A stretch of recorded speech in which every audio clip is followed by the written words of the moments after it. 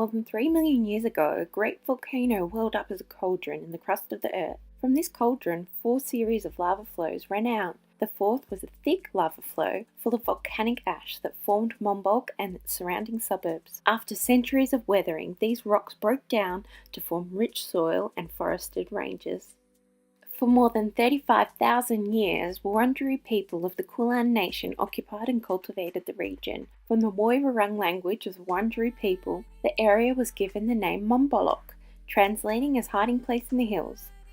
In 1983, Monbulk was settled by Europeans as they'd identified the horticultural potential due to its reliable rainfall and rich volcanic soils. In 1909, Daniel Cam, a local successful berry grower, set up Monbulk Jam Factory. It was later sold to SPC and was closed in 1991.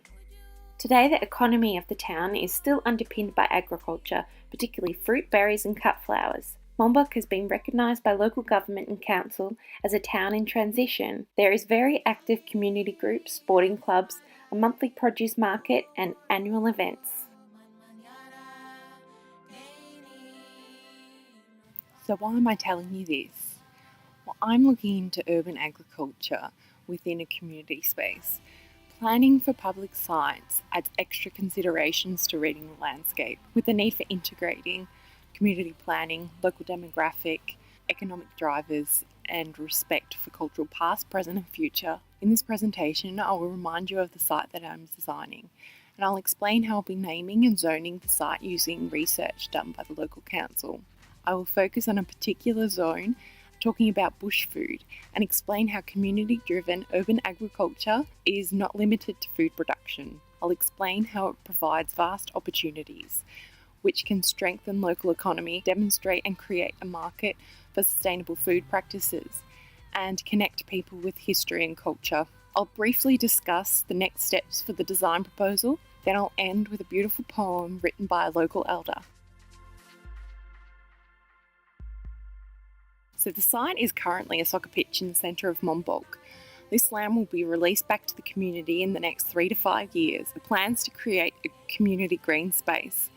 The brief for the proposal is based on local resident responses to a survey which have been aggregated and published in a Monbulk community plan paper. The site will have 3 distinct areas: a recreational space with barbecues and playgrounds, food forest to demonstrate and celebrate local assets and the heart of the community, and a productive space with a community garden. A critical success factor in any project is the emotional investment from stakeholders. For this reason, naming the space to evoke community connection is really important. I'll tell you about some local research I've done and how I came to an appropriate name. From my perspective, from research in this course, the most holistic counterforce to the super wicked problems we face is localisation. With regards to regenerative agriculture and sustainable future, we need to learn from, embrace and celebrate the practices of traditional cultures.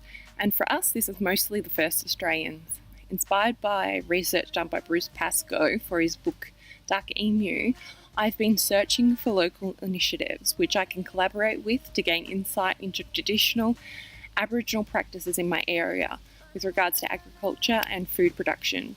I'm particularly conscious about being respectful and want guidance to avoid cultural misappropriation.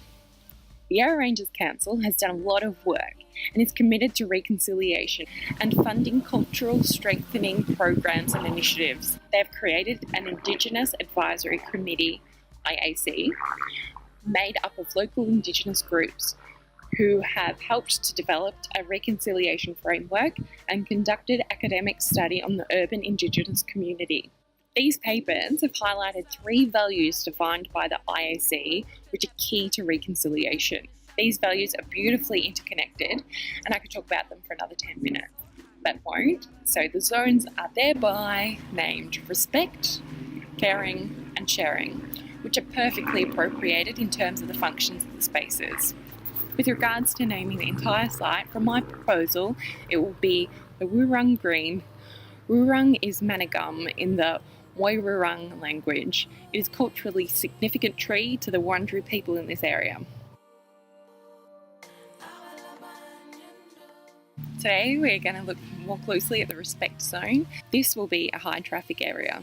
It is the closest space in the Wurrung Green to the main street shops, cafes and bakeries. It offers sheltered pavilions, picnic tables, barbecue facilities and playgrounds. The monthly produce market will run within or adjacent to this space, and the most exciting part, however, is the flora which will be incorporated into the area.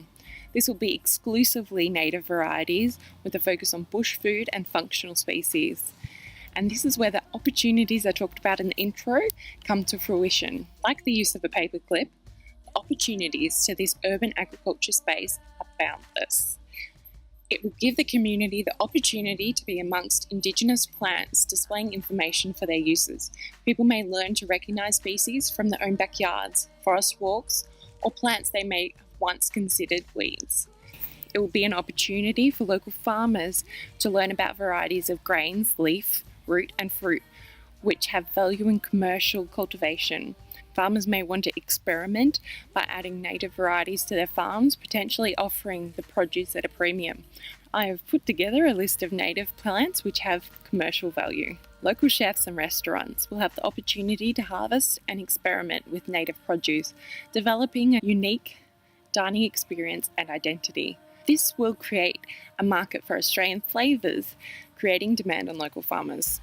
The adjoining community garden in the sharing zone will have the opportunity to collect seeds, propagate and cultivate the most desirable plants from each species, with the opportunity to sell or supply the plants to the public. The entire zone will offer the opportunity to strengthen local Indigenous culture, as well as offer employment opportunities like bush food education, bush food cooking classes and cultural education sessions. It will also offer a space for cultural celebration and display Indigenous art and sculptures. Where to from here? I'm aligning the benefits and requirements of the Wurrung Green to the Monbulk Community Plan and local council objectives in order to gain support and funding. For the Respect Zone that I discussed today, I have contacted a local bush food expert who studied Indigenous Australian anthropology, horticulture, permaculture, is an author and has previously designed local spaces in our community. He is willing and wanting to help with this project. I will present the final design to a local group of Permies to get their input, feedback and endorsement. It will then be presented to the township group for further amendments before presenting to council to get them to fund it. I just wanted to finish by speaking about one point that was raised in the Urban Indigenous Community paper. Community elders identified that one of the biggest issues for the urban Indigenous community is that they have to balance their ancestral ways of knowing with assimilating to current mainstream urban culture. Some locals refer to this as them having to live in two worlds. I want to use urban agriculture to help blur the divide between these two worlds. Today I want to end with reading a poem to you from a local elder who talks about these two worlds. I am a visitor, you know. This country is not where I was born, yet she welcomes me as a friend, daughter, sister, mum, gama. 4 months I travelled across from land to sea, and what did I feel? What did I hear? What did I see? Country, you have many faces. You have many voices.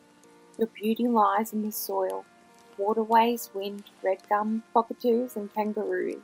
Yet, though your voice appears silent, your body is scarred and twisted. For tyranny and pain became yours when the tall ships came. Even now, your depths are being ravaged by economists' greed. Devoid of life? No. For in the stillness of the bush, I can feel them.